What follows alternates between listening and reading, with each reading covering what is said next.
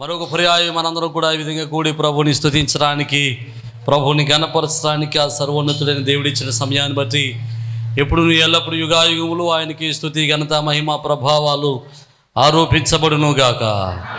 దేవుని చేత ప్రేమింపబడి క్రీస్తు రక్తులు కడగబడి దేవుని కొరకే రాజులైన యాచక సమూహంగా సిద్ధపరచబడిన మీ అందరికీ కూడా ప్రభునామములో షలోం.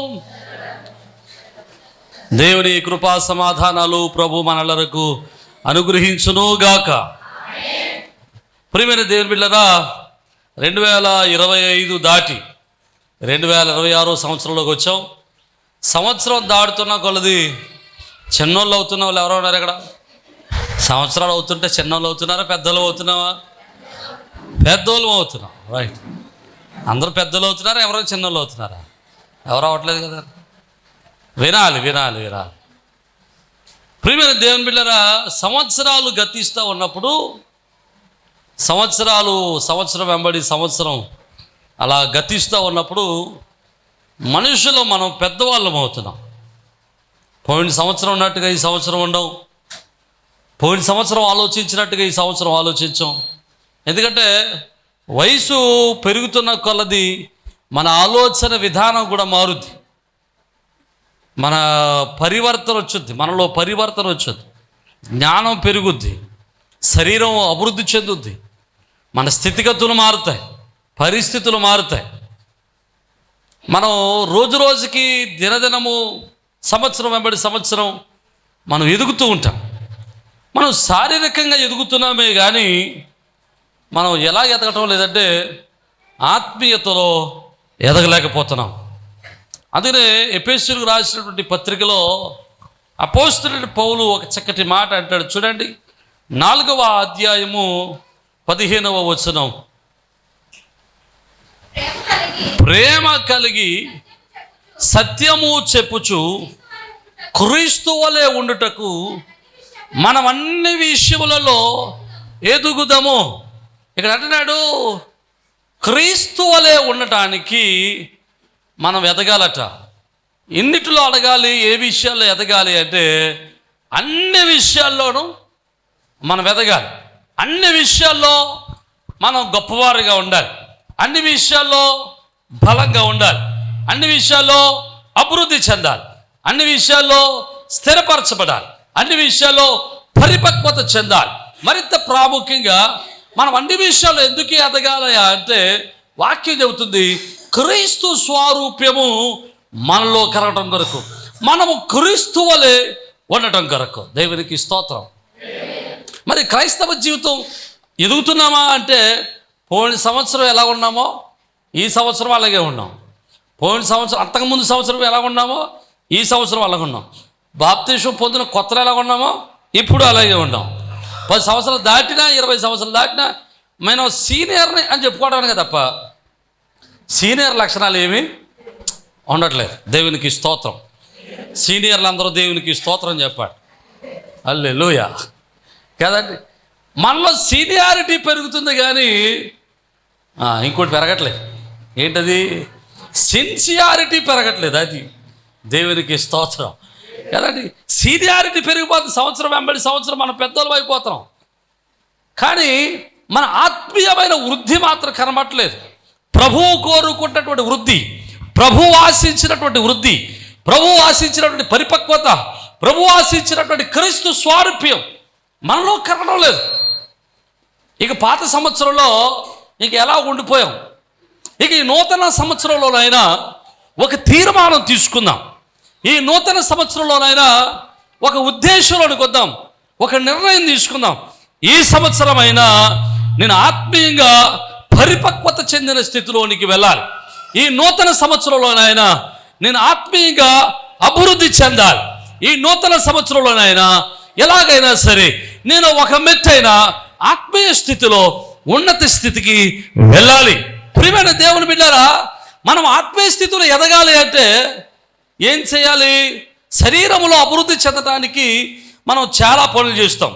పొద్దున్నే లేచి మన శరీరం శుభ్రంగా ఉంచుకోవటం కోసం, మన శరీరం అభివృద్ధి చెందటం కోసం, మన శరీరంలో క్షేమస్థితిలో ఉండటం కోసం పొద్దున్నే లేచినట్టు ఏం చేస్తామండి? వాకలు తుడుతామని చెప్పకట, శరీరం కోసం ఏం చేస్తాం? పొద్దున్నే లేచి మొహం కడిగితారు కదా పళ్ళు. కొంతమంది ఇలాగోసారి అనేసి ఉఫాను ఊజేస్తారు, కానీ కొంతమంది అరగంట తోముతారు ఏంటో మరి. పొద్దున్నే లేచి పళ్ళు తోముతాం. పళ్ళు తోమిన వెంటనే అంతా స్తోత్రం, టిఫిన్ తింటాం, తర్వాత టీ తాగుతాం, మధ్యాహ్నం భోజనం చేస్తాం, తర్వాత వ్యాయామం, ఒకవేళ ఎవరైనా వాకింగ్ చేసే అలవాటు ఉంటే వాకింగ్ చేస్తాం. ఇలా రోజు మన శరీర అభివృద్ధి కొరకు చాలా పనులు చేస్తాం. ఒకవేళ అది చేయకపోతే శరీరం అభివృద్ధి చెందదు, శరీరం బలహీనం అవుతూ ఉంటుంది. శరీరం అభివృద్ధి చెందడానికి చాలా పనులు చేస్తూ ఉంటాం. మనం తినడం మానేసాం అనుకోండి, 2 రోజులు బాగుంటాం, 3 రోజులు బాగుంటాం, 40 రోజులు బాగానే ఉంటుంది. 40 రోజులు దాటిన తర్వాత శరీరం ఏమంటుంది? క్షీణించుకుపోతూ ఉంటుంది. శరీరం క్షీణించిపోతూ ఉంటుంది, ఎముకలు బయటపడతాయి. ఇప్పుడు చంటిబిడ్డను మనం పెంచుకుంటున్నాం అనుకోండి, ఆ చంటిబిడ్డ దినాలు గడిచే కొలది శరీరంలో వృద్ధి చెందాలి. ఒక 3 నెలలు వచ్చేసరికి ఏం చేయాలి? ఓకలెట్టాలి, అనాలి కదండి. అలా అమ్మ ఏదని చెప్తుంది అనుకోండి, అంటూ ఉంటాడు. ఆడు ఓకలెట్టకపోతే ఏమిటి? మనకు భయం, ఆడు ఇంకా ఓకలాడతలేదండి మా బాబు కదా. ఒక 6 నెలలు వచ్చేసరికి ఏం చేయాలి?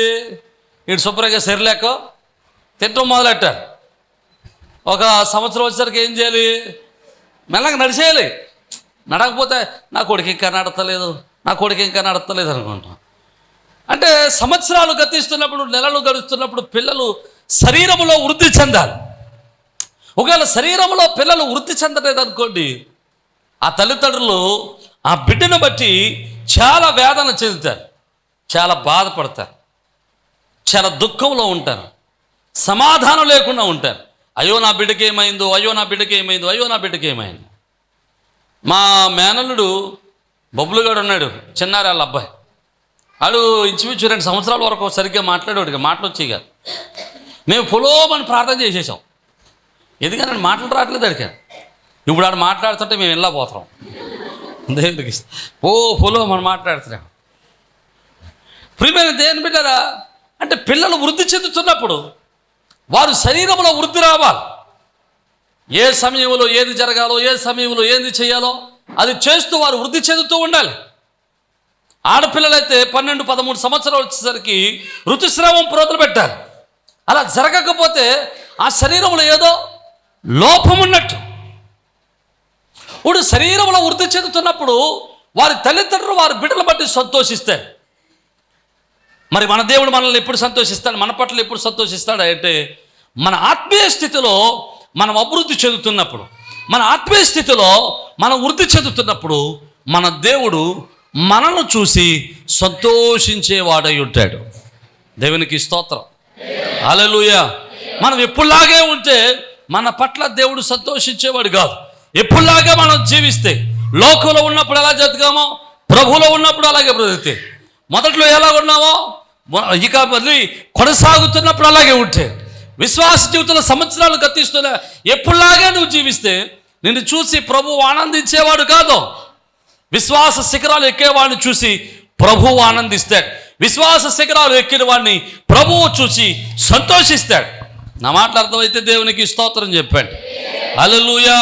మన విశ్వాస శిఖరాలు ఎక్కాలంటే, మనం ఈ విశ్వాసంలో పరిపక్వత చెందాలి అంటే ప్రతిరోజు కొన్ని వ్యాయామాలు చేయాలి. మనం కొన్ని ఎక్సర్సైజులు చేయాలి. కొన్ని ఎక్సర్సైజులు అన్నాను కదా అని 1, 2, 3 హాయిగా, అది శారీరకమైన ఎక్సర్సైజు. కానీ ఆత్మకు సంబంధించిన కొన్ని ఎక్సర్సైజులు ఉన్నాయి. ప్రతిరోజు తప్పనిసరిగా ప్రతి క్రైస్తవుడు చేయాల్సిన కొన్ని పనులు, కొన్ని వ్యాయామాలు. ఈ పనులు చేస్తే ఖచ్చితంగా మన ఆధ్యాత్మికమైన జీవితం అభివృద్ధి చెందుతుంది, మన ఆత్మీయ జీవితం బలపడుతుంది. నమ్మిన వారు దేవునికి స్తోత్రం. అలా చేయాల్సినటువంటి ఆధ్యాత్మికమైన వ్యాయామాలు, ఆధ్యాత్మికమైన అభివృద్ధి కొరకు చేయాల్సినటువంటి పనులు ఒక 6 ఉన్నాయి. ఈ 6టిని నేను జ్ఞాపకం చేసి నేను ముగించడానికి ప్రయత్నం చేస్తాను. చూడండి, మొట్టమొదటి మనం చదువుదాం కీర్తన గ్రంథము 145వ సంకీర్తన 2వ చరణాన్ని మనం చదువుదాం. చూడండి, అనుదినము నేను నిన్ను స్తుతించెదను. చాలు అనుదినం ఏం చేస్తాడట దావీదు? నిన్ను స్తుతిస్తాను. దావీదుకున్నటువంటి మంచి అలవాటులో ఒక అలవాటు ఏంటంటే స్తుతించడం. దావీదు రోజుకి ఎన్నిసార్లు స్తుతించేవాడట? 119, 164.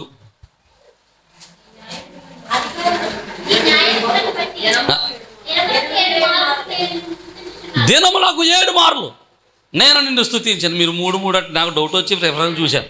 దేవునికి స్తోత్రం. ఎందుకంటే మీరు ఏమని చెప్పారని నాకు భయం అండి. ఎందుకంటే మీరందరూ జ్ఞానం కలిగిన కదా. దేవునికి స్తోత్రం, హల్లెలూయా. మీకు విషయం చెప్పరండి, మీరు మన విశ్వాసులు చాలామంది సేవకుల కంటే బెటర్. చాలామంది సేవకుల కంటే మీ దగ్గర మంచి జ్ఞానం ఉంటుంది. నా మాట అర్థం లేదా? ఆమేనో హల్లెలూయానో స్తోత్రం అనో చప్పలు కొట్టుకోవడం ఏదో చేయొచ్చు కదా. మిమ్మల్ని పొగుడుతున్నాను, మిమ్మల్ని తిడతలేదేనో. దేవునికి స్తోత్రం, హల్లెలూయా. రైట్. దినములకు 7 పర్యాయాలు దావీదు స్తుతించేవాడట. దావీదుకున్నటువంటి మంచి అలవాటు స్తుతించడం. అందుకనే దావీదు ఒక పని చేస్తాడు. యెబూసీయుల నివాసం ఉన్నటువంటి సియోను పర్వతాన్ని ఆక్రమించి ఆ యొక్క పర్వతం మీద ఒక పట్టణాన్ని కట్టి, ఆ పట్టణంలో ఆ పర్వతం మీద దేవునికి ఒక గుడారాన్ని కట్టి, ఆ గుడారంలో నిత్య స్తుతి ఆరాధన అనేటువంటి ఒక క్రమాన్ని ఏర్పాటు చేశాడు. నిత్య స్తుతి ఆరాధన 24 గంటలు ఆ గుడారములో ఆరాధన జరుగుతూనే ఉంటుంది. నిరంతరము స్తుతి జరుగుతూనే ఉంటుంది. 24 గంటలకు 24 తరగతులను ఏర్పాటు చేసి ఒక్కొక్కరు ఒక్కొక్క గంట చెప్పిన అక్కడ స్తుతి చెల్లిస్తూ ఉండేవాడు. 24 గంటలు జరుగుతుండేది. జీవితకాలం అంతా అక్కడ జరుగుతున్న దావీదు ఉన్నంత కాలము ఆ సింహాసనం, ఆ యొక్క ఆ సియోను పర్వతం మీద స్తుతి జరుగుతూనే ఉంది. అందుకోసమే దేవుడు అంటాడు, సియోను నా నివాసము అంటాడు. నేను సియోను వాసిని అంటాడు. నేను కోరుకున్న పట్టణము యెరూషలేము అంటాడు. దాని ఊరికి అనలే. ఎందుకో తెలుసా? ఆ పట్టణంలో ఆ యొక్క పర్వతం మీద దావీదు ఒక పని చేయడం మొదలెట్టాడు. దేవునికి స్తుతించుట, దేవునిని ఘనపరచుట, దేవుని ఆరాధించుట. ఎప్పుడైతే దేవుణ్ణి స్తుతించాడో, ఎప్పుడు దేవుణ్ణి ఆరాధన చేయడం మొదలుపెట్టాడో, దేవుని యొక్క వాక్యంలో దావీదు అంటాడు, ఆయన ఇశ్రాయేలీయులు చేయు స్తుతుల మీద ఆసీనుడు. దేవునికి స్తోత్రం. ఎప్పుడైతే స్తుతి చెల్లిస్తామో ఆ స్తుతుల మీద ఆయన ఆసీనుడు అవుతాడట. అంటే ఎక్కడైతే స్తుతి ఉంటుందో అక్కడ ఆయన నివాసం ఉంటాడు. నమ్మిన వాళ్ళు దేవునికి స్తోత్రం చెప్పండి, హల్లెలూయా. ఎక్కడైతే స్తుతి ఉంటుందో అక్కడ ఆయన నివాసం ఉంటాడు. ఎక్కడైతే ఆయన నివాసం ఉంటాడో అక్కడ ఆయన వారి శత్రువులందరూ కూడా ఆయన పాదముల కింద ఉంటారు. ఆమేన్, హల్లెలూయా.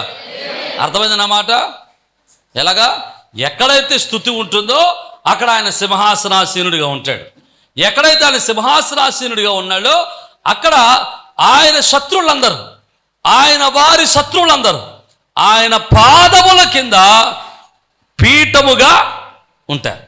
నా మాట అర్థమైతే దేవునికి స్తోత్రం. అంటే ఎవరైతే స్తుతి చెల్లిస్తారో ఆ స్తుతి చెల్లించే చోట వారి శత్రువులందరి మీద దేవుడు వారికి విజయ పతాకాన్ని గురువేయబోతున్నాడు. హల్లెలూయా. అది జాగ్రత్తగా వినండి. క్రైస్తవ జీవితంలో తప్పనిసరిగా ఉండాల్సినటువంటి, తప్పనిసరిగా ప్రతిరోజు చేయాల్సినటువంటి పని ఏంటయా అంటే స్తుతి చెల్లించటమే. ప్రతి విషయంలో కృతజ్ఞతాస్తుతులు చెల్లించడమే, ప్రతి విషయంలో దేవుని మహిమపరచడమే, ప్రతి విషయంలో దేవుని ఘనపరచడమే. మనం దేవునికి స్తుతి చెల్లించాలంటే, దేవునికి కృతజ్ఞతలు చెల్లించాలంటే, దేవుడు నాకేం చేశాడు, దేవుడు నాకేం మేలు చేశాడు అని చెప్తాం మనం. ఇంతగా సాక్ష్యం చెప్తూ ఉన్నారు. సాక్ష్యం చెప్పండి అన్నాం మేము. ఈ సంవత్సరం అంతా చేసిన మేలు గురించి చెప్పండి బాబా అంటే ఒకరిద్దరు వచ్చారు. మరి మిగతా వాళ్ళందరి జీవితాల్లో దేవుడు మేలు చేయలేదంటే వీళ్ళు లెక్కెట్టుకుంటున్నారు. ఏం చేశాడు దేవుడు పోయిన సంవత్సరం? ఏం చేశాడు అలా నెత్తుకుంటే ఏమీ రాలేదు కదా. మీకు మంచి మాట చెప్తారు. ఒకసారి ఒక ఆయనకి యాక్సిడెంట్ అయితే యాక్సిడెంట్ అయిన తీసుకెళ్ళి హాస్పిటల్ పెట్టారు. ఆయన ఊపిరి అందట్లేదు. ఊపిరి అందకపోయేసరికి ఆక్సిజన్ పెట్టారు. ఆ మర్నాడు డిశ్చార్జ్ చేసేటప్పుడు బిల్లు వేశారు. Hospital bill, room rent 1500, doctor fee 2000, medicine fee 4000, నీకు ఆక్సిజన్ పెట్టాం, ఆక్సిజన్ ఫీజు 10,000 అనేసాడు. ఆ వ్యక్తి ఆ బిల్లు చూసి ఏడవటం మొదలెట్టాడు. బిల్లు చూసి ఏడుతున్నాడు. అప్పుడు డాక్టర్ అనుకున్నాడట, ఏమంటే బిల్లు ఎక్కువైపోయిందా అన్నాడట. బిల్లు కానీ తగ్గేసమంటారట అంటాడట. అయ్యా బిల్లు గురించి ఆడతలేదయ్యా, బిల్లు కట్టగలను నేను, ఈ బిల్లు నేను కట్టగలను. మరి ఎందుకు అడుస్తున్నావు? నాకు ఒక 12 గంటలు మీరు ఆక్సిజన్ పెట్టడానికి 10,000 రూపాయలు ఛార్జ్ చేశారు. నాకు ఇప్పుడు 50 సంవత్సరాలు, 50 సంవత్సరాలుగా ₹1 ఇవ్వకుండా నేను రోజు జీవవాయువును పీలుస్తూనే, ఉచితంగా పీలుస్తున్నాను. అసలు దేవునికి నేను ఎంత కృతజ్ఞున్నై ఉండాలి. ఈరోజు మనం పీల్చే ప్రతి శ్వాసకు ఖచ్చితంగా మనం దేవునికి థ్యాంక్స్ చెప్పాలి. నా మాటలు అర్థమైతే దేవునికి స్తోత్రం. మనం పీలుస్తున్న ప్రతి శ్వాసలో దేవుని కృప ఉంది. దేవుడు మనలను ప్రేమించి మనకు జీవవాయువును ఉచితంగా ఇస్తున్నాడు. జీవవాయువు యొక్క విలువ ఎంతో కరోనా కాలంలో దొరికింది, తెలిసింది కదా. కరోనా టైంలో కోటేశ్వరులు కూడా ఆక్సిజన్ దొరక్క చనిపోయిన వాళ్ళు చాలామంది ఉన్నారు. డబ్బులు ఉన్నాయి కానీ ఉపయోగం లేదు. డబ్బులు జిమ్మినా కానీ ఆక్సిజన్ దొరక్క చచ్చిపోయిన వాళ్ళు చాలామంది ఉన్నారు. అలాంటి దేవుడు నిన్ను నన్ను ఉచితంగా ఆక్సిజన్ ఇచ్చి పోషిస్తున్నాడు. ఇప్పుడైనా ప్రభువా జీవవాయువును ఉచితంగా ఇస్తున్నాను ఆయన, నీకు స్తోత్రం అని చెప్పావా నువ్వు ఎప్పుడైనా నీ మొహం పెట్టుకొని? దేవునికి స్తోత్రం. ఇంకా లెక్కెడుతున్నావు నువ్వు, ఏం చేశాడు. అసలు పొద్దున్నే లేచిన వెంటనే నువ్వు చేయాల్సిన పని ఏంటో తెలుసా? ప్రభువా నా జీవితంలో మరో దినాన్ని ఇచ్చావు, నీకు స్తోత్రం అని చెప్పాలి. ఎందుకో తెలుసా? నీకులాగా చాలామంది పడుకున్నారు, కానీ నువ్వు లేచినట్టు అందరూ లేవలేరు. ఉదయాన్నే టిఫిన్ చేస్తున్నావు, నువ్వు సమృద్ధిగా దేవుడు ఇచ్చాడు, కానీ నువ్వు టిఫిన్ చేసే సమృద్ధి దేవుడు ఇచ్చాడు, కానీ ప్రపంచంలో కొన్ని కోట్ల మందికి తినడానికి తిండి లేదు. మరి దాన్ని బట్టి స్తుతి చెల్లించాలి. నువ్వు చక్కని వస్త్రాలు ధరిస్తా ఉన్నావు, ఈ వస్త్రాలు దేవుడిచ్చినవే. నువ్వు కలిగి ఉన్న ప్రతిదీ, నువ్వు వేసుకునే చెప్పులు కానించి, నువ్వు తొడుక్కునే బట్టలు కానించి, నువ్వు ఉపయోగించే వాహనం కానించి, నువ్వు ఇంట్లో ఉన్నటువంటి ప్రతి స్థితి కానించి అన్నీ కూడా దేవుడిచ్చినవే. అందుకనే దావీదు అంటాడు, ప్రభువా నేను ప్రతి విషయంలో అనుదినము నేను స్తుతిస్తూనే. అందుకనే దావీదు పరిపక్వత చెందిన విశ్వాస జీవితంలోనికి వెళ్ళగలిగాడు. అందుకని దావీదును దేవుడు అంటాడు, దావీదు నా హృదయానుసారుడు. దేవునికి స్తోత్రం, హల్లెలూయా. దావీదు నా హృదయానుసారుడు ఎందుకన్నాడంటే, దావీదును దేవుని స్తుతించే మనస్సు ఉంది, దావీదు దేవుని గణపరిచే మనస్సు ఉంది, దావీదుకు దేవుని గణపరిచే మనస్సు, దేవుని స్తుతించే మనస్సు, దేవుడు చేసిన మేలులను మరిచిపోకుండా స్తుతించే మనస్సు దావీదుకు ఉంది. దేవునికి స్తోత్రం.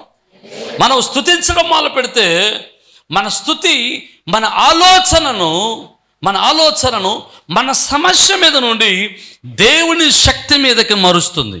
ఈ సమస్యలో మనము దేవుణ్ణి స్తుతించగలిగితే ఆ సమస్యలో దేవుడు మేలు చేయగలడు అనేటువంటి జ్ఞానాన్ని ఇచ్చేది దేవుణ్ణి స్తుతించడం. స్తుతిని మనం కలిగి ఉండగలిగితే అది దేవుని సన్నిధిని ఆహ్వానిస్తుంది. మనము స్తుతించగలిగితే ఆ స్తుతి మన విశ్వాసాన్ని బలపరుస్తుంది. మనం స్తుతించగలిగితే ఆ స్తుతి మనకు సమాధానాన్ని తెచ్చిపెడుతుంది. మనం స్తుతించగలిగితే ఆ స్తుతి కలతలకు మనల్ని దూరం చేస్తుంది. మనం స్తుతించగలిగితే ఆ స్తుతి అద్భుతాలు మన జీవితంలో జరుగుటకు ద్వారాలు తెరుస్తుంది. నమ్మిన వారు దేవునికి స్తోత్రం చెప్దాం, హల్లెలూయా. మనము స్తుతించగలిగితే ఆ స్తుతి మన జీవితంలో గొప్ప విజయాన్ని మనకు అనుగ్రహిస్తుంది. నమ్మిన వారు బిగ్గరగా దేవునికి స్తోత్రం చెబుదాం. యెహోషాపాతు తనకంటే బలవంతులైన వారు, తనకంటే జ్ఞానం కలిగిన వారు 3 శత్రు సైన్యాలు తన మీదకి వచ్చి ఎన్నికేదు లోయలు నిలబడినప్పుడు యెహోషాపాతు స్తుతించుట మొదలుపెట్టాడు. ఆ స్తుతి ఆ ఎనిగేదు లోయలో ఆ యెహోషాపాతుకు గొప్ప విజయాన్ని తీసుకొచ్చింది. నమ్మిన వారు దేవునికి స్తోత్రం చెబుదాం. హల్లెలూయా. ఈరోజు నీ జీవితంలో నువ్వు స్తుతించడం మొదలెట్టు. ఈ పాత సంవత్సరంలో నీ నోరు ఖాళీగా ఉండి ఆళ్ళని తిట్టిపోసుకుంటూ ఉన్నావేమో. నీకు కొత్త సంవత్సరంలో అలా చేయదు. నీ నోరు ఖాళీగా ఉన్నప్పుడు ఏం చేయాలి? మన నోరు ఎప్పుడు ఖాళీగా ఉంటుందిలేండి. దేవునికి స్తోత్రం. మా నోరు అన్నప్పుడప్పుడు ఖాళీగా ఉంటాయి, కానీ ఎవరి నోరు ఖాళీగా ఉండవు. నేను అంటలేదు శోభా, దేవునికి స్తోత్రం, మీరే అనుకుంటున్నారు. మగోళ్ళు అట్టండి రోజుకి 7,000 పదాలు పలుకుతారట. 7,000. ఆడోళ్ళు అంట 42,000 పదాలు పలుకుతారట. దేవునికి స్తోత్రం. అంత ఓపిక ఇచ్చాడు దేవుడు మీకు. దేవునికి స్తోత్రం. నువ్వు కొండలు గడుగుతున్నప్పుడు స్తుతి చెల్లించు. నువ్వు బట్టలు మట్టెట్టుకున్నప్పుడు స్తుతి చెల్లించు. మగవాళ్ళు ప్రయాణంలో ఉన్నప్పుడు స్తుతించండి. పని చేసుకుంటున్నప్పుడు స్తుతించండి. స్తుతి స్తుతి స్తుతి. నీ నోటి నిండా స్తుతి ఉండాలా. దేవునికి స్తోత్రం. నీ నోటి నిండా స్తుతి ఉంటే నీ జీవితం నిండా ఆశీర్వాదమే నింపబడుతుంది. హల్లెలూయా. నువ్వు స్తుతించుకుంటూ ఉంటే, నువ్వు స్తుతిస్తూ ఉంటే దేవుడి సన్నిధి నీ వెంట వస్తుంది. నమ్మిన వారు దేవునికి స్తోత్రం చెబుదాం. హల్లెలూయా. ఒకటి, ప్రతిరోజు ప్రతి క్రైస్తవుడు చేయాల్సినటువంటి మొదటి పని ఏంటయ్యా అంటే స్తుతి చెల్లించుట. ప్రతిరోజు ఈ స్తుతి చెల్లించడమే మనల్ని ఆధ్యాత్మికంగా దినదినమును అభివృద్ధి చేస్తుంది. ఇక రెండవ విషయాన్ని మీకు జ్ఞాపకం చేస్తాను. నేను తొందరగా ముగించడానికి ప్రయత్నం చేస్తాను. చూడండి, రెండవది కీర్తన గ్రంథము 88వ కీర్తన 99వ చరణాన్ని మనం చూద్దాం. 88వ కీర్తన 9వ చరణం. బాధ చేత ఓకే ఈడ కొర్రహు కుమారుడు రాస్తున్నారు, యెహోవా ప్రతిదినము నేను నీకు మొర్రపెట్టుచున్నాను. చాలు చాలు. కొర్రహు కుమారులు ఏం చేస్తున్నారు? రోజుని ధైర్యంగా ఒప్పుకోండి, ధైర్యంగా చెప్పండి, నిజాయితీగా చెప్పండి, మందిరంలో ఉన్న చెప్పండి. ఈరోజు పొద్దున్నే లేచి ప్రార్థన చేసిన వాళ్ళు ఎంతమంది చేయలేస్తాను? మిగతాలో చేయలేదా? చేయలేదని మిమ్మల్ని ఏం అంటలేదు, ఎందుకంటే మీరు మంచోళ్ళు. ఇది చేయలేదని ఒప్పుకున్నారు, అందుకు మిమ్మల్ని అభినందించాలి. దేవునికి స్తోత్రం. నిజంగా చెయ్యత్తారు, నేను చూసి వచ్చాను, మీరు చేసేది లేదా? కానీ మీరు నిజంగా చెప్తారు, నేను చేయలేదండి పాస్టర్ గారు, పాదరా అని. రైట్, పోన్లే, మీకు కుదరలేదో, అలవాటు లేదో, అవకాశం లేదో, ప్రార్థన చేయలేదు. కానీ నేనేమంటున్నాను తెలుసా, ఇక పాత సంవత్సరంలో ఎలా ఉండొద్దు. ఇక పాత సంవత్సరంలో అంటే ఇక కొత్త సంవత్సరంలో ఉండొద్దు. కొత్త సంవత్సరంలో మన ఆధ్యాత్మికమైన అభివృద్ధి చెందటానికి, పరిపక్వత చెందిన క్రైస్తవ జీవితాన్ని అనుభవించడానికి మనం ప్రతిదినము ప్రార్థించే వారమై ఉందుముగాక. ప్రార్థన చేయడం అనేటువంటిది ఏంటో తెలుసా? దేవుడితో మాట్లాడటం. మీకు ఇష్టమైన వారితో రోజు మాట్లాడకుండా ఉండగలరా? చెప్పట్లేదు. నీ పిల్లలతో మాట్లాడకుండా ఉండగలరా? మీ భర్తలతో మాట్లాడకుండా ఉండగలరా? మీ భార్యలతో మాట్లాడకుండా ఉండరా? కష్టం కదా, మామూలు కష్టం కాదు. మనకిష్టమైన వాళ్ళతో మాట్లాడకుండా ఉండలేము. అంత మాటలు ఫోన్ చేసి మాట్లాడతాం కదండి. మరి అలాంటిది మరి దేవునితో ఎందుకు మాట్లాడలేకపోతున్నారు? అంటే ఇష్టం లేదా? అంటే అలవాటు లేదు. ప్రార్థన అంటే దేవునితో మాట్లాడటం, దేవునితో సంభాషించటం. ప్రార్థించడం అంటే దేవుడి సన్నిధిలో సమయాన్ని గడపడం, దేవుని కొరకు కొంత సమయాన్ని కేటాయించడం. ప్రార్థించే మనస్సు మనకుంటే ఖచ్చితంగా దేవుడు తన కృపతో మనల్ని నింపుటకు ఆయన సమర్థుడు. దేవునికి స్తోత్రం చెప్దాం. ప్రార్థించేవాడి ఇంటిలో పరలోక ద్వారాలు తెరవబోతున్నాడు దేవుడు. ప్రార్థించే వారి ఇంటిలో పరలోక ఆనందాన్ని అనుభవించబోతున్నారు. ప్రార్థించగలిగితే దేవుడి చిత్తం మనం తెలుసుకోగలుగుతాం. ప్రార్థించగలిగితే దేవుడి ఉద్దేశాలు మనకు అర్థమవుతాయి. ప్రార్థించగలిగితే దేవుడి యొక్క జ్ఞానాన్ని మనం పొందుకోగలుగుతాం. హల్లెలూయా. ప్రార్థించినటువంటి దానియేలు సింహపు నోళ్లను మూయగలిగాడు. ప్రార్థించినటువంటి శద్రకు మేషకు అబేద్నెగోలు అగ్ని నాలుకలను చల్లార్చగలిగారు. హల్లెలూయా. ప్రార్థించినటువంటి అబ్రహాము తన యొక్క వృద్ధాప్యంలో కుమారుల్ని పొందుకోగలిగాడు. దేవునికి స్తోత్రం చెబుదాం. హల్లెలూయా. ప్రార్థించినటువంటి భక్తులు అనేక మేలులు పొందుకోగలిగారు. మన జీవితాల్లో మేలులు పొందుకోలేకపోవడానికి గల కారణం ఏంటంటే మనం ప్రార్థించలేకపోవటం, దేవుని కొరకు దేవుని సన్నిధిలో మన సమయాన్ని కేటాయించకపోవటం, దేవుడితో మాట్లాడకపోవటం. చిన్నపిల్లలు మాట్లాడుతూ ఉన్నప్పుడు మనం చాలా సంతోషిస్తాం. మనం ఏమనుకుంటామంటే వాళ్ళు ఇంకా మాట్లాడితే బాగుండు అనుకుంటాం. ఎందుకని వాళ్ళు ముద్దొచ్చే మాటలు. దేవుడు కూడా అలాగే ఆశిస్తాడట, నా పిల్లలు నాతో మాట్లాడితే బాగుండు అని. నాతో మాట్లాడితే బాగున్నాడు ప్రభు ఎదురు చూస్తూ ఉంటాడట. కానీ నువ్వేం చేస్తావు? పొద్దున్న లేగుతున్నాడు మాట్లాడతాడని ప్రభు చూస్తుంటాడట. నువ్వు లేచి ఏంటది? సీపురు కట్ట. దేవునికి స్తోత్రం. ప్రభు చూస్తాడట పడుకునే ముందు, నా బిడ్డ మంచం దగ్గరకు వచ్చాడు, మంచం దగ్గరకు వచ్చింది, కాసేపటికి మోకరద్దు, ప్రార్థన చేద్దాం, విందాం, ఆమె మాటలు విందాం, ఆమె బిడ్డల మాట విందాం, నా బిడ్డ మాట విందాం అనుకుని రెడీ అయిపోతుంటాడట ప్రభు. కానీ నువ్వేం చేస్తావు? ప్రభు అన్నాడు డిక్కి వేసి మాట రాయ అని వెళ్ళి పడుకుంటా. ప్రభు నువ్వు సీరియల్ చూసానని చెప్పు దేవుడు నీ కోసం ఎదురు చూస్తుంటాడు. వస్తుందేమో కాసేపు నాతో. దేవునికి స్తోత్రం కదండి. ఇంట్లో మీ పిల్లలు మాట్లాడటం మానేసి అత్తమాట్లు సీరియల్ చూస్తా ఆ ఫోన్ పట్టుకుని కూర్చున్నాను అనుకోండి, నీకు చిరాకు వస్తుంది రాదా? అవసరమైతే ఒక్కొక్కసారి మనం ఏం చేస్తాం? ఆ ఫోన్ చేసి నేల వేసి కొట్టేస్తాం కదండి. అలాగే ఎప్పుడు యేసుప్రభు కూడా చిరాకు వచ్చింది టీవీని. హల్లెలూయా. అక్కడికి అప్పుడప్పుడు ఆగిపోతుంటాం టీవీ, అయినా వెంటనే బట్టి బాగు చేయించేసుకుంటాం మనం. దేవునికి స్తోత్రం. ప్రభు ఎదురు చూస్తున్నాడు, నువ్వు మాట్లాడితే ఆయన విందామని. నువ్వు మాట్లాడితే ఆయన నీ మాటలు విని ఆయన ఆనందిద్దామని ఎదురు చూస్తున్నాడు. నువ్వు మాట్లాడితే ఆయన మేలు చేద్దామని చూస్తున్నాడు. ఆయన వాక్యులు అంటాడు, ఆయన ప్రార్థన ఆలకించేవాడు.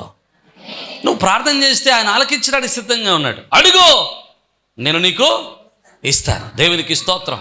అడిగితే ఇవ్వడమే కాదు, ఆయన ఏ విధంగా ఇస్తాడట? ధారాళంగా ఇస్తాడు. నమ్మిన వాళ్ళు దేవునికి స్తోత్రం చెప్పాడు. అడిగితే ఎలాగిస్తాడు ఆయన? మరి మనం ఏం చేయట్లేదు, అడగట్లేదు, మాట్లాడటం లేదు, ప్రార్థించడం లేదు. మనం ప్రార్థించడం నేర్చుకోగలిగితే, చెరసాలలో పేతురు ఉంటే సంఘం ప్రార్థన చేస్తే ఏమైంది? చెరసాల పునాదులు కదిలిపోయాయి. దేవునికి స్తోత్రం చెప్పాడు. పౌలు శీలలు చెరసాల నుండి ప్రభువుని స్తుతిస్తూ ప్రార్థన చేయగా ఆ చెరసాల పునాదులు కలిగి గోడలన్నీ పగిలిపోయాయట. దేవునికి స్తోత్రం చెప్పాడు.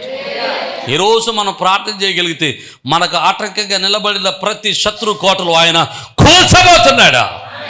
దగ్గరగా దేవునికి స్తోత్రం చెప్పాలా? హల్లెలూయా. ప్రార్థించే వారి జీవితంలో దేవుడు సాతాను కోటలు కూల్చునుగాక. హల్లెలూయా, హల్లెలూయా. ప్రార్థించే స్థితిని నువ్వు పొందుకుందువుగాక. ప్రతిరోజు చేయాల్సిన పనులు 2 ఉన్నాయి. ఒకటేంటి? స్తుతించాలి. రెండవది ఏం చేయాలి?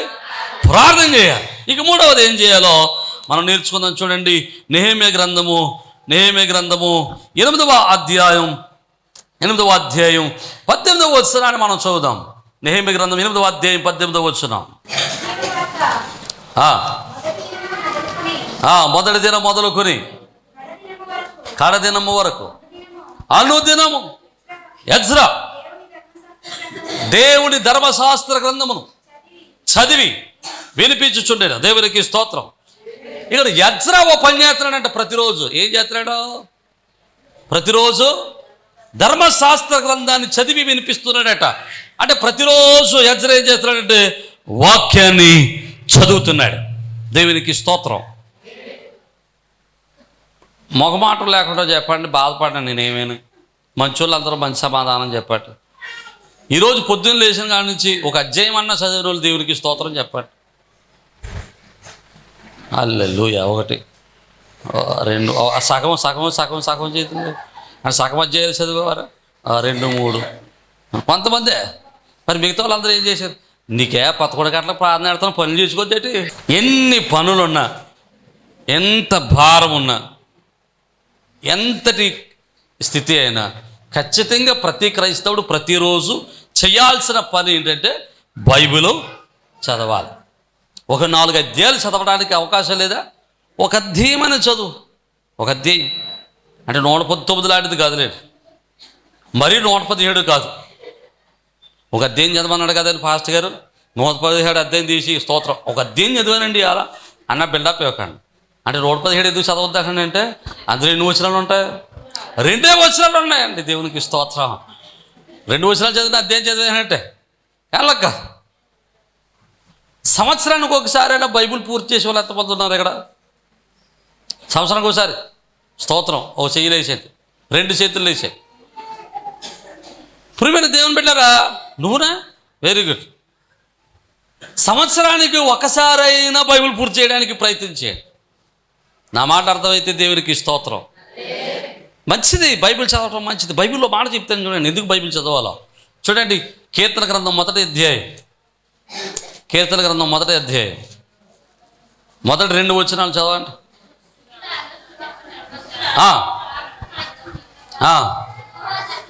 ఓ అమ్మా, ఇంకోటి ఉంది మధ్యలో, అపహాసకులు కూర్చుండు చోటును కూర్చుండక యెహోవా ధర్మశాస్త్రమునందు ఆనందించుచు దివారాత్రములు దానిని ధ్యానించువాడు ధన్యుడు. దేవునికి స్తోత్రం. ఎలాగట? దీవారాత్రి యెహోవా ధర్మశాస్త్రమునందు ఆనందించుచు దివారాత్రము దానిని ధ్యానించువాడు. దివారాత్రం అంటే పగలో రాత్రేనండి. పగలో రాత్రి అంటే అతమాట్లు ప్రభు యొక్క వాక్యాన్ని ధ్యానించడమే. దేవునికి స్తోత్రం. వాక్యాన్ని ధ్యానించేవాడు, వాక్యాన్ని చదివేవాడు ధన్యుడు. ఇంకో మాట కూడా చెప్తాను చూడండి.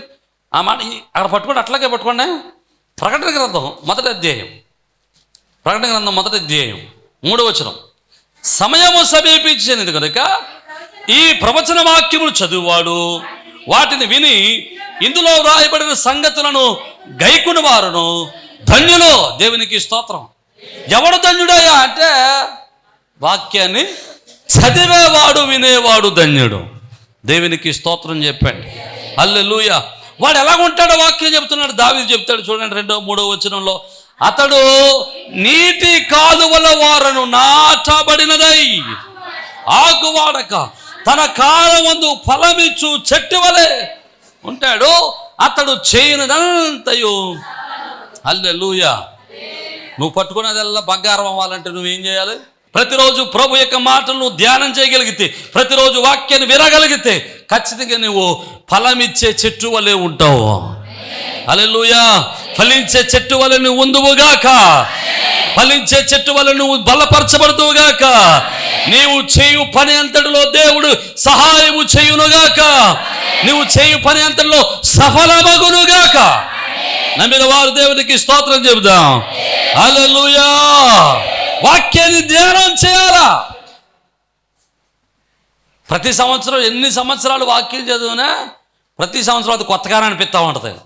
వాక్యం అంటది, వాక్యం గురించి ప్రభు యొక్క వాక్యంలో దావీదు భక్తుడు రాస్తాడు, దేవుని యొక్క వాక్యం అట జుంటే తేనె దారల కంటే మధురమైనది. హల్లెలూయా. ఎలాగా చెప్పట్లేదు? జుంటె తేనె దారల కంటే మధురమైనదట. నమ్మిన వారు దేవునికి స్తోత్రం చెప్పండి. దాన్ని మనం త్రాగినంత మధురంగా ఉంటుంది, దాన్ని మనం త్రాగేయగలిగితే మధురాన్ని ఇస్తుంది. దేవునికి స్తోత్రం. హల్లెలూయా. దాన్ని అనుభవించినందుకనే వాక్యాన్ని యెహోవాను రుచి చూచి తెలుసుకోవాలి. దేవునికి స్తోత్రం చెప్పండి. హల్లెలూయా.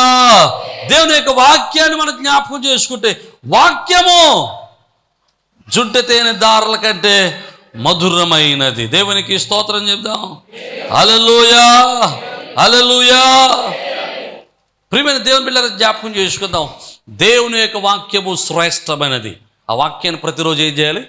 ధ్యానం చేయాలి. వాక్యం చదవాలి. ప్రతిరోజు ఒక అధ్యాయమైనా ఖచ్చితంగా చదవాలి. రోజుకు 4 అధ్యాయాలు చదివితే సంవత్సరంలో బైబిల్ మొత్తం అయిపోద్ది. రోజుకు 4 అధ్యాయాలు. రోజు 4 అధ్యాయాలు కూడా చదివే సమయం ఉండదు అంటే ఎందుకు ఉండదు? ఉంటుంది. ఒక సీరియల్ వదిలేసుకుంటే 4 అధ్యాయాలు అయిపోతాయి. దేవుడిని వదులుకుంటాం కానీ మనం దేన్ని వదులుకోం. దేవునికి స్తోత్రం. హల్లెలూయా. ప్రతిరోజు చేయాల్సిన పనులు 3 పనులు చెప్పాను. ఏమిటాయి? దేవుని స్తుతించాలి, ప్రతిరోజు ప్రార్థన చేయాలి, ప్రతిరోజు బైబిల్ చదవాలి. 4వది కొరింథీయులకు రాసిన పత్రిక 15:31 మొదటి కొరింథీ 15:31 మొదటి కొరింథీ 15:31 తొందరగా నేను చదివేసుకున్నా. సహోదరులరా,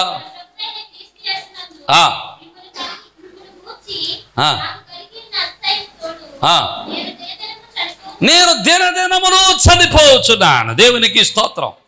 అపోస్తలుడు పౌలు అంటాడు, నేను ప్రతిరోజు చచ్చిపోతున్నా అంటాడు. ప్రతి క్రైస్తవుడు ప్రతిరోజు ఏమవ్వాలి తెలుసా? చచ్చిపోవాలి. ఈరోజు చచ్చిపోతే రేపు అక్కడ చచ్చిపోతావు. అదే రోజు చచ్చిపోవడం అంటే ఏంటి తెలుసా? కోపంలో చచ్చిపోవాలి, రోషంలో చచ్చిపోవాలి, ద్వేషంలో చచ్చిపోవాలి, ఈర్ష్యలో చచ్చిపోవాలి. నీ అత్తగారు తిడుతుంది అనుకోండి, నువ్వు చచ్చిన దానిలాగా ఉండాలి అంతే. అంతేగాని నన్నే తిడతావంటే నువ్వు, నేను ఏ ఇంటి నుంచి వచ్చానో తెలుసా, మా అమ్మగారు పౌరోషం ఏంటో తెలుసా? దేవునికి స్తోత్రం. రోజు చచ్చిపోవాలి. ఒకవేళ కోడలు తిడుతుంది అనుకోండి, ఇప్పుడు చెప్పండి దేవునికి స్తోత్రం. కోడలు తిరగబడింది అనుకోండి, అత్తగారు ఏం చేస్తే, ఏయ్ నువ్వు పెద్ద అన్నావా, నేను పెద్ద అన్నా. అత్తగారు అంటే అసలు గౌరవమే లేదు. చచ్చిపో. దేవునికి స్తోత్రం. చచ్చిన దాని వల్ల ఉండు. నమ్మిన వారు దేవునికి స్తోత్రం చెప్పండి. హల్లెలూయా.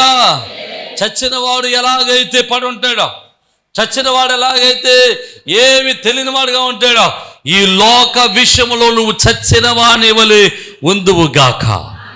హల్లెలూయా. లోక విషయంలో నువ్వు చచ్చిన వానిగా ఉంటే, కోప విషయంలో చచ్చిన వానిగా ఉంటే, ద్వేష విషయంలో చచ్చిన వానిగా ఉంటే, అసూయలో చచ్చిన వానిగా ఉంటే, క్రీస్తులో నీవు బ్రతికింపబడిన వాడిగా ఉంటావు, జీవము కలిగిన వాడిగా జీవిస్తావు. నమ్మిన వారు బిగ్గరగా దేవునికి స్తోత్రం చెబుదాం. హల్లెలూయా, హల్లెలూయా. ఒకరోజు ఖచ్చితంగా నీవు నీ కుటుంబములో జీవము కలిగిన దాని వలె, ఉన్నతమైన ప్రతిష్టత కలిగిన వారి వలె నువ్వు జీవించగలుగుతావు. నమ్మిన వారు దేవునికి స్తోత్రం చెప్పండి. ఇక 3వ 4వ 5వది చూద్దాం. చూడండి, ఏప్రిల్ రాసినటువంటి పత్రిక 3వ అధ్యాయం 13వ వచనం. ఏప్రిల్ 3:13. ప్రతిరోజు ప్రతి క్రైస్తవుడు చేయాల్సినటువంటి 5వ పని ఏంటంటే, ఒకరినొకడు బుద్ధి చెప్పుకోవాలట. ఎవడైనా వచ్చి నీకు బుద్ధి చెప్పాడు అనుకోండి, బుద్ధి చెప్పడం అంటే, అమ్మా నువ్వు ఎలా ఉండకూడదమ్మా, మన వాక్యానుసారంగా ఇలా బ్రతకాలి అని చెప్పాడు అనుకోండి, అప్పుడు నువ్వేం చేస్తావాడిని? నాకు చెప్పొచ్చావు, నీ గురించి నాకు తెలియదు అనుకుంటావు ఏంట్రా? నువ్వేం పెద్ద వస్తుందివా, నీ బొర్రెలు ఎవరికి తెలీదు, నీ దాన్ని ఏమంటారంటే, ఈ మధ్యన బూతులట్టు మానేహాను నేను, వినబట్టలేదు. దేవునికి స్తోత్రం. ఏమంటే నీ గురించి ఎవరికి తెలియదురా, నీ లోపాల గురించి ఎవరికి తెలీదు, నువ్వు చేసిన పనులు ఎవరికి తెలీదు, నువ్వు ఎక్కడికి వెళ్తున్నావు నాకు తెలీదా, నాకు చెప్పొస్తున్నావా? అదే స్మార్ట్గా ఉండేవారు అనుకోండి, అదే స్మార్ట్ విశ్వాసాలు అయితే ఏమని చెప్తే తెలుసా, నీ కంటిలో దూలం పెట్టుకుని నా కంటిలో నొలు తీతనవా. దేవునికి స్తోత్రం. హల్లెలూయా. వాక్యం తెలిసినటువంటిగా మాట్లాడతారు కదా, కానీ వాక్యం ఏమన్నా తెలుసా, ఖచ్చితంగా ఒకరినొకడు ఏం చేయాలి? విశ్వాసి బుద్ధి చెప్తే వింటాం, అలాగ ఉండండి. అలా పాస్గా చెప్తే వింటలేదు. నీకు విశ్వాసం చెప్తే ఎక్కడంటే నా మొఖం. దేవునికి స్తోత్రం. అమ్మా, మన విశ్వాసులం, మనం రాజులం, మనం యాజక సమూహం, దేవుని చేత ఎన్నుకోబడిన వారం, దేవుని చేత బలపరచబడిన వారం, క్రీస్తు రక్తంలో కడగబడిన వారం. శుభ్రంగా ఉండనమ్మా అంటే ఒప్పుకోవట్లేదు. అమ్మా ధైర్యంగా ఉండనమ్మా అంటే ఒప్పుకోవట్లేదు. అమ్మా పరిశుద్ధంగా ఉండనమ్మా అంటే ఒప్పుకోవట్లేదు. అమ్మా కార్యక్రమాలకు వెళ్ళినప్పుడు జాగ్రత్తగా వెళ్ళి జాగ్రత్తగా రండి అంటే ఒప్పుకోవట్లేదు. మేము ఎలాగుంటే నీకు ఎందుకురా, ఆడికి ఎందుకు మేము ఎలాగుంటే, మేము గొంతులేత ఆడికెట్టి, మేము పశువు రాసుకుంటే ఆడికెట్టి, మేము కుక్క రాసుకుంటే ఆడికెట్టి. దేవునికి స్తోత్రం. నేనేమన్నా మిమ్మల్ని దొంగతనం చేయమంటున్నానా, లేకపోతే మిమ్మల్ని దెబ్బలాడమంటున్నానా, మేము చేయమంటున్నాను. శుభ్రంగా బతకండమ్మా, గౌరవంగా బతకండమ్మా అంటే మా గొడవ నీకు ఎందుకు అంటున్నారు. దేవునికి స్తోత్రం. అలాంటిది పాస్ట్ గారు చెప్తేనే దిక్కులేదు, ఇక విశ్వాసి చెప్తే ఎక్కడేంటి అది విశ్వాసి. దేవునికి స్తోత్రం చెప్పండి. హల్లెలూయా. కానీ వాక్యం ఏం చెప్తుందో తెలుసా, ప్రతిరోజు ప్రతి విశ్వాసి తోటి విశ్వాసికి బుద్ధి చెప్పాలి. అలా చెప్తే ఎందుకు చెప్పాలో తెలుసా, నువ్వు బుద్ధి చెప్పాలనుకోండి, నువ్వు నాకు బుద్ధి చెప్పు, ప్రతి మనుషుడు కూడా ఏదో విషయంలో, ఏదో సమయంలో, ఏదో కాలంలో, ఏదో స్థితిలో, ఏదో పరిస్థితిలో కాలు జారొచ్చు, త్రొట్టెళ్ళవచ్చు, పడిపోవచ్చు. ఖచ్చితంగా అలాంటప్పుడు తోటి విశ్వాసి వాడిని ఏం చేయాలి? బుద్ధి చెప్పాలి. నిజంగా ప్రేమించేవాడైతే ఏం చెప్తాడు? సామెతల గ్రంథంలో చూడండి, ఒక మాట ఉంటుంది కదా, మనందరికి తెలిసిన మాట, 27వ అధ్యాయంలో 6వ వచనంలో, మేలును కోరి స్నేహితుడు గాయాలు చేస్తాడట, పగవాడు లెక్కలేని ముద్దులు పెడతాడట. దేవునికి స్తోత్రం. పగవాడు ఏం చేస్తాడు? లెక్కలేనని ముద్దులు పెడతాడు. లెక్కలేని ముద్దులు పెడతామంటే నువ్వేం చేసినా, అయ్యి ఓవోయ్ వంకాయలు కోసేవా, అయ్యి ఓవోయ్ కేజీ కోసేవా, 2 కేజీలు కోసేవా, స్తోత్రం, నువ్వు బల్లి కోసేసేవా, ఓహో సోత్రం, కనపడకుండా పట్టుకొచ్చేసావు, ఎంత తెలివైన దానివా నువ్వు. అదే దేవునికి స్తోత్రం. అలాంటప్పుడు నువ్వేం చేయాలి? నిజంగా మేలు కోరేదానివైతే, నిజంగా మేలు కోరే విశ్వాసం అయితే, నీ తోటి విశ్వాసి తప్పు చేస్తున్నప్పుడు వాక్యాన్ని బట్టి గద్దించాలి. దేవునికి స్తోత్రం. ఒకవేళ తోటి విశ్వాసిని గద్దించినప్పుడు నువ్వేం చేయాలి? సరి చేసుకోవడానికి ప్రయత్నం చేయాలి. అవసరమైతే అవసరం ఉన్న విశ్వాసిని కూడా నువ్వేం చేయాలి? అప్పుడప్పుడు తోటి విశ్వాసిని కూడా నువ్వు గద్దించు, బుద్ధి చెప్పు, సరిచేయి, వాక్యాన్ని బట్టి సరిచేయి. దేవునికి స్తోత్రం. హల్లెలూయా. ఎదుటి విశ్వాసిని గద్దించినప్పుడు, నీకు బుద్ధి చెప్పినప్పుడు, నిన్ను సరిచేసినప్పుడు వాక్యాన్ని బట్టి నీ జీవితాన్ని సరి చేసుకోవడానికి ప్రయత్నం చేయాలి. నా మాటలు అర్థమైతే దేవునికి స్తోత్రం చెప్పండి. హల్లెలూయా. ఇది ప్రతి విశ్వాసి ప్రతిరోజు చేయాల్సినటువంటి ఒక వ్యాయామం, ఒక పని. 5 పనులు చెప్పాను, చెప్పండి. ఒకటి స్తుతించాలి, ప్రార్థన చేయాలి, వాక్యం చదవాలి, రోజు చచ్చిపోవాలి, ఒకనొకడు. 6వది చూడండి, చివరి విషయాలు మీకు జ్ఞాపకం చేస్తాను.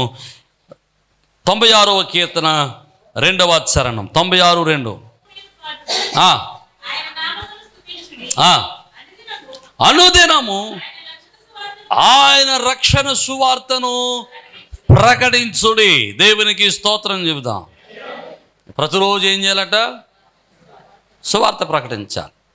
మీకు సువార్త ప్రకటించడానికి బైబిల్ ట్రైనింగ్ పొందాల్సిన అవసరం లేదు.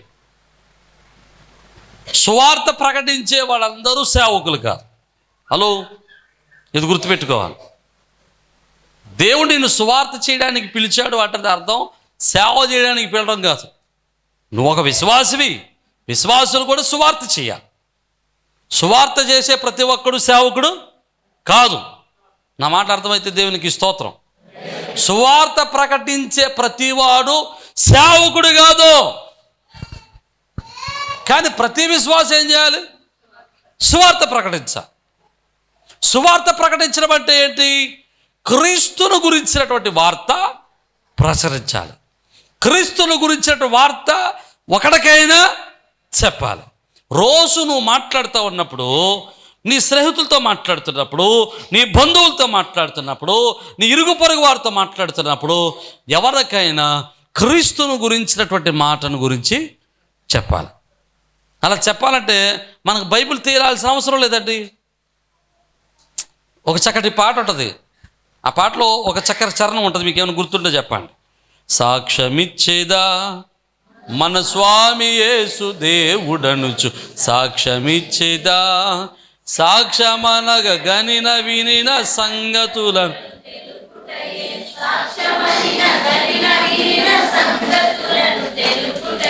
సాక్ష్యమిచ్చు కొరకున స్వామి రక్షించెననుచు.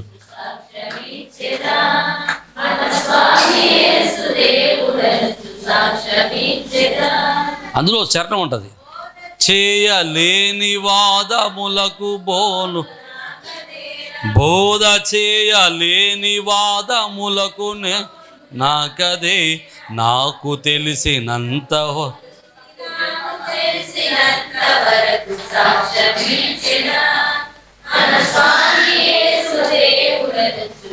ఎలాగట? బోధ చేయలేని వాదాలకు నేను వెళ్ళను. నేను బోధ చేయలేను, కానీ ఏం చేయగలను? నాకు తెలిసినంతవరకు, దేవుడు నాకు మేలు చేసినంతవరకు, ఆయన చేసిన మేలను నేను ప్రకటిస్తాను. దేవునికి స్తోత్రం. ఉదాహరణ చెబుతాను, జాగ్రత్తగా వినండి. ఉదాహరణ, ఇంతకుముందు సంవత్సరం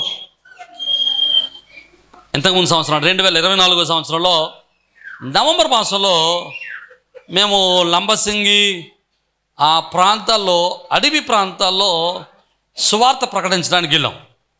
ఆ సువార్త ప్రకటించడానికి వెళ్ళినప్పుడు మేము కొన్ని చోట్ల పొలాల్లో అలా పని చేసుకుంటున్న చోట వాక్యం చెప్పడం మొదలెట్టాం. మేము ఓ చోటకి వెళ్ళేసరికి వాళ్ళు టీలు తాగడానికి రోడ్డు ఎక్కారు. ఆ పొలంలో ఉన్న వాళ్ళందరూ టీలు తాగడానికి రోడ్డు ఎక్కారు. మాకు బాగా దొరికింది అవకాశం అని చెప్పి కారు ఆఫ్ చేసి వెంటనే వాళ్ళ దగ్గరికి వెళ్ళి, అమ్మ మీరు టీలు తాగుతూ ఉండండి, మీ పని మీరు చేసుకుంటా ఉండండి, మీరు 2 మొక్కలు చెప్తే వినండి అన్నాం. సరే చెప్పండి అండి. మేము వాక్యం చెప్పడం మొదలుపెట్టాం, నా సాక్ష్యం చెప్పడం మొదలుపెట్టాం. అందులో ఒక ఆవిడ అంటది, మాకు అది దేవుడి గురించి చెప్పండి, మాకు దేవుళ్ళు ఉన్నారన్న, మాకు దేవుళ్ళు ఉన్నారు, మాకు దేవుడి గురించి చెప్పండి అన్న. అప్పుడు నేనేమన్నానంటే, ఇప్పుడు మిమ్మల్ని మారమని ఎవరో అడగటం లేదు, నేను మారమని అడగట్లేదు, మీకు మంచి మాట చెబుతున్నాను. ఎప్పుడైనా అవకాశం వస్తే, ఎప్పుడైనా అవసరం వస్తే ఉపయోగపడుతుందని ఒక మాట చెబుతున్నాం.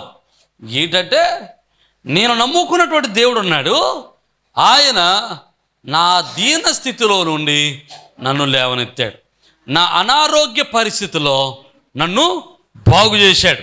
ఒకవేళ నువ్వు ఎప్పుడైనా అనారోగ్యం అయితే, ఎప్పుడైనా నీ జీవితం బాగోకపోతే, ఎప్పుడైనా నీ దేవుళ్ళు నీకు సహాయం చేయలేకపోతే, ఎప్పుడైనా నువ్వు నమ్ముకున్న దేవుళ్ళు, నువ్వు అనుకున్నటువంటి దేవుళ్ళు నీకు ఉపయోగపడకపోతే, అప్పుడు గుర్తు చేసుకో, పలానా వ్యక్తి వచ్చి ఒక దేవుడి గురించి పరిచయం చేశాడు, ఆ దేవుడి దగ్గరికి వెళ్దామని ఒకసారి అనుకుంటే ఖచ్చితంగా నా దేవుడు నువ్వు అడిగిన వెంటనే, నువ్వు ప్రార్థించిన వెంటనే, నువ్వు మోకరించిన వెంటనే, నువ్వు పలికిన వెంటనే, నువ్వు పిలిచిన వెంటనే పలకడానికి నా దేవుడు సిద్ధంగా ఉన్నాడు. దేవునికి స్తోత్రం, హల్లెలూయా.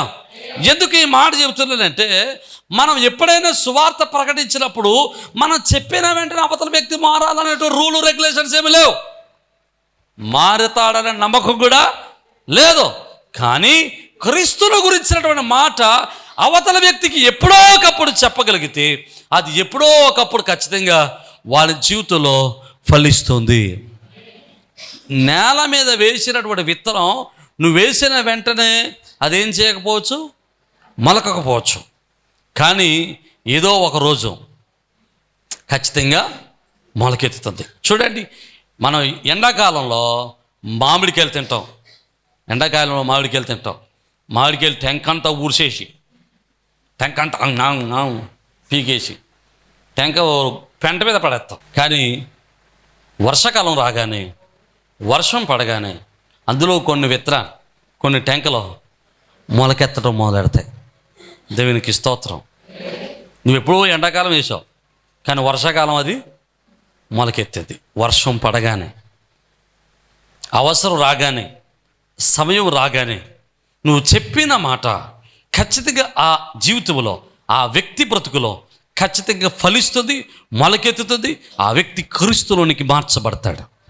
నమ్మిన వారు దేవునికి స్తోత్రం చెప్పండి. అందుకని అంటున్నాడు, నీకు అవకాశం అనగలది, పరిస్థితులు అనుకూలంగా ఉన్నంతసేపు నువ్వు ఎదుటి వ్యక్తికి ఏదో ఒక రూపాన క్రీస్తుని పరిచయం చేయి.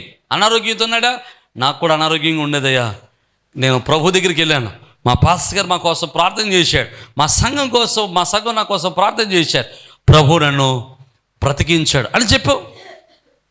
వాడికి ఖచ్చితంగా ఏదో ఒక రోజు సమయంలో అనిపిస్తుంది, ఎన్నిసార్లు నేను డాక్టర్ దగ్గరికి పోను, ఒకసారి ఆ దేవుడి దగ్గరికి వెళ్తే నన్ను బాగు చేస్తాడేమో అనిపించుద్ది. నాయన కూడా చాలా పర్యాలు కుటుంబంలో సమస్యలతో ఉన్నాను, కుటుంబంలో సమాధానం లేకుండా ఉన్నాను, ప్రభు దగ్గర ప్రార్థన చేశాను, ప్రభు నా కుటుంబాన్ని మార్చాడు, నా బ్రతుకును మార్చాడు, నా జీవితాన్ని మార్చాడు అని ఒకసారి చెప్పగలిగితే, ఆ వ్యక్తి జీవితంలో ఏదో ఒకరోజు ఖచ్చితంగా ఆ వ్యక్తి నీ మాటకు లోబడి ప్రభు వైపు తిరగగలుగుతాడు. నమ్మిన వారు దేవునికి స్తోత్రం చెప్పండి, హల్లెలూయా. దేవుడి గురించి ఏదో రకంగా ఏదో విషయాన్ని, దేవుడి జీవితంలో చేసిన మేలులను ప్రకటించగలిగితే ఖచ్చితంగా ఒక ఆత్మ నేను క్రీస్తు కొరకు నువ్వు సంపాదించగలుగుతావు. నమ్మిన వారు దేవునికి స్తోత్రం చెప్పండి, హల్లెలూయా. పరిపక్వత చెందిన క్రైస్తవ్యానికి 6 మెట్లు. పరిపక్వత చెందిన క్రైస్తవ్యానికి 6 మెట్లు. మొదటి మెట్టు, ప్రతిరోజు ప్రతిదినం స్తుతించాలి, ప్రతిరోజు ప్రార్థన చేయాలి, ప్రతిరోజు బైబిల్ చదవాలి, ప్రతిరోజు చనిపోయిన వాళ్ళే ఉండాలి, ప్రతిరోజు ఒకరినొకరు బుద్ధి చెప్పాలి, ప్రతిరోజు సువార్తను ప్రకటించాలి. ఆ విధంగా క్రీస్తు వారి యొక్క కృప, తన మహిమ ప్రభు మనకు అనుగ్రహించి క్రైస్తవ పరిపక్వత చెందిన విశ్వాస జీవితంలోనికి ప్రభు మనల్ని నడిపించును గాక. తలలు వంచండి, చిన్న ప్రార్థన చేద్దాం. తలలు వంచండి, చిన్న ప్రార్థన చేద్దాం. తలలు వంచండి, చిన్న ప్రార్థన చేద్దాం. ఈరోజు మన విశ్వాస జీవితం ఎక్కడ ఆగిపోయింది? మన భక్తి జీవితం ఎక్కడ ఆగిపోయింది? మన విశ్వాస జీవితం ఎక్కడ ఆగిపోయింది? ఈరోజు ప్రార్థన దగ్గర నీ జీవితం ఆగిపోయిందేమో, బైబిల్ చదివే చోట నీ విశ్వాస ఆధ్యాత్మికమైన జీవితం ఆగిపోయిందేమో, లేకపోతే నీవు చంపుకునేటువంటి దినాల్లో సమయంలో విషయంలో నువ్వు పరిపక్వత చెందలేకుండా ఆగిపోతున్నావేమో. ఏ విషయంలో నీ ఆధ్యాత్మిక జీవితము పరిపక్వత చెందకుండా ఆగిపోతుందో ఒకసారి గమనించు. ఈరోజు పరిపక్వత చెందిన క్రైస్తవ జీవితంలోనికి మనం అడుగు పెడదాం. పాత సంవత్సరంలో ఇవన్నీ చేయలేకపోయామేమో, పాత సంవత్సరంలో మనం ఈ విధంగా ఉండలేకపోయామేమో, కొత్త సంవత్సరంలో ఈ విధంగా బ్రతకడానికి ప్రతిరోజు చేయాల్సినటువంటి ఈ క్రియలు చేస్తూ ఆధ్యాత్మికమైనటువంటి శిఖరాలు ఎక్కడానికి ప్రయత్నం చేద్దాం.